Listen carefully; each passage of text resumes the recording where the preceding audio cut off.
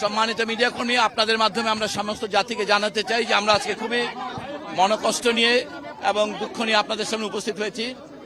আপনারা জানেন যে শরীফ ওসমান হাদি গুলিবিদ্ধ হওয়ার পর থেকে ঢাকা মেডিকেল কলেজ এবং এভার কেয়ারে ধারাবাহিকভাবে তার চিকিৎসা করা হয়েছিল এবং সেই চিকিৎসায় তার বর্তমান অবস্থা এয়ারলিফট করার জন্য যখন সন্তোষজনক হয়েছে তখনই আমাদের সরকারের পক্ষ থেকে সিঙ্গাপুর জেনারেল হাসপাতালে তাকে শিফট করার জন্য অ্যাম্বুলেন্স আনার প্রস্তুতি নেওয়া হয়েছে এবং তার প্রেক্ষিতে এয়ার অ্যাম্বুলেন্স এসেছে সকাল 11টার দিকে এবং তারপর এই মাত্র এয়ার অ্যাম্বুলেন্সে করে ওসমান হাদি সিঙ্গাপুর জেনারেল হাসপাতালের উদ্দেশ্যে রওনা হয়েছে।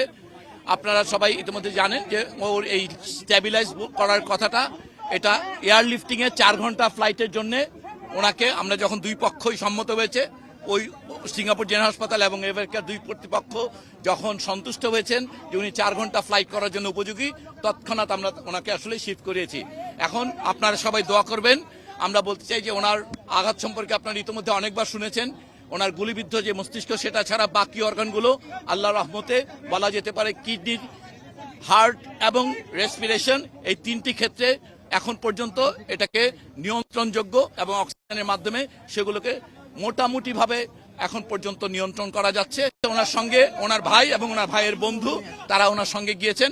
আমাদের ওই পক্ষে সিঙ্গাপুরে আমাদের হাই কমিশন এই ব্যাপারে সম্পূর্ণ অ্যালার্ট। আপনারা জানেন এই অঞ্চলের মধ্যে নিউরোসার্জারিতে সবচেয়ে ভালো সেন্টার। আশা করবো যে সবাই আপনারা দোয়া করবেন।